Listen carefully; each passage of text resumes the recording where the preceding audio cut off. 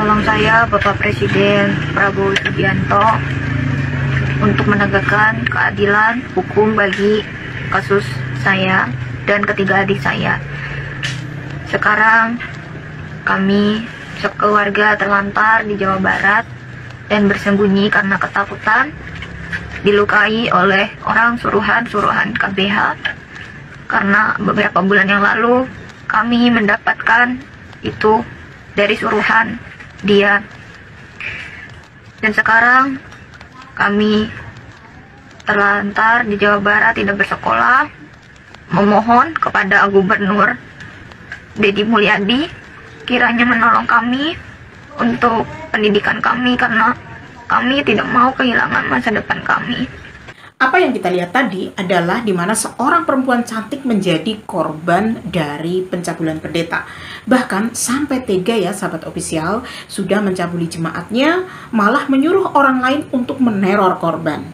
Miris sekali ya kami dengar. Coba deh kita dengar bagaimana cerita selengkapnya setelah intro kami berikut ini.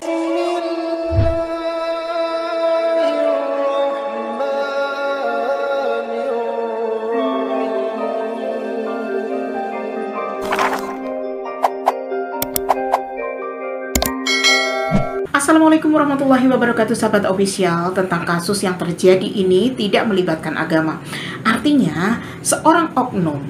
Sebab banyak juga yang terjadi di Indonesia. Namun ada perbedaannya.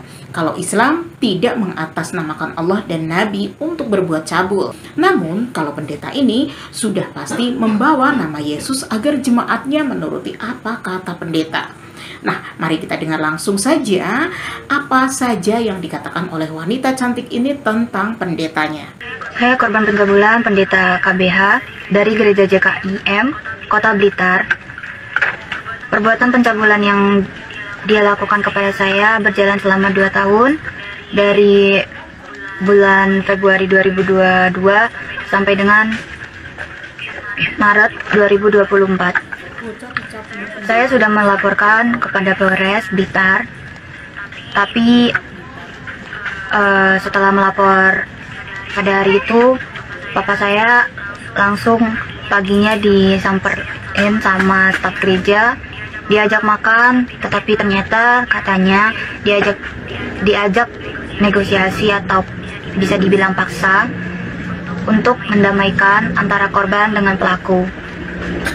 Jadi katanya staf gereja mencoba mendamaikan korban dan pelaku. Artinya staf gereja ini tahu kalau pendetanya ini sudah tidak baik-baik saja perilakunya terhadap jemaatnya. Khususnya jemaat perempuan, apalagi orang yang masih belia seperti ini.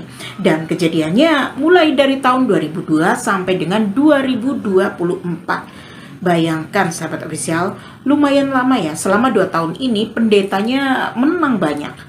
Mari kita lanjut bagaimana kisah selengkapnya. Di situ kami bertahan selama beberapa bulan, lalu kami bertemu oleh pendeta yang bernama Agus Ibrahim yang mengusulkan akan membantu kami untuk mendapat keadilan di Jakarta. Dan kami diberangkatkan ke Jakarta oleh Agus Ibrahim untuk melaporkan kasus ini ke Bareskrim. Tetapi Bareskrim mengalihkan kasus ini di Polda Jatim. Tempat-tempat yang saya dapat pencabulan itu ada di kolam renang, di gereja, di kantornya, lalu di kamar saya, di Villa Kota Batu, di Hotel Oyo Wonogiri, Villa Panaringan, Sarangan, Hotel Sarangan Madiun, di mobil Innova hitam AG1 913X. Jadi itu tempat-tempat yang benar-benar membuat saya trauma. Dan sampai saat ini kasus kami belum berjalan dengan mulus. Kasus saya ditunda di Polres Kota Blitar, dan setelah saya melapor itu, adik-adik saya juga ikut bercerita kepada papanya kalau ternyata ketiga adik saya juga kena. Nah, bagaimana menurut kalian sahabat official? Menurut kami banyak sekali tempat yang menjadi aksi si pendeta ini. Bahkan adik-adiknya pun menjadi korban dari pendeta yang menang banyak ini. Entah siapa nama pendetanya, bahkan berani melakukan aksinya di gereja. Nah, sekarang apa pesan dari wanita cantik ini untuk umat Kristen, khususnya kaum wanita yang sering mendominasi gereja? Semoga apa yang saya alami tidak terjadi kepada teman-teman. Jangan mudah percaya kepada orang baik, orang suci, pemuka agama, mau siapapun itu dan dimanapun itu. Tetaplah waspada dan hati-hati, karena tangannya mengurapi orang, tangan yang sama menelanjangiku, tangannya mendoakan orang, tangan yang sama menodai kesucianku. Dia memberkati orang, tapi dia juga membuat aku dan saudara-saudaraku menderita. Jadi, maksud gadis ini, tangan kanan pendeta pandai mengurapi dengan mukjizat dan Roh Kudus. Dan dengan tangan yang kiri, pendeta ini juga pandai mengusapi dan menelanjangi jemaat cantik ini. Kalau sudah seperti ini, siapa yang mau disalahkan coba? Apakah Bapa, Yesus, atau malah Roh Kudusnya? Silahkan kalian jawab sendiri di kolom komentar ya di bawah video ini.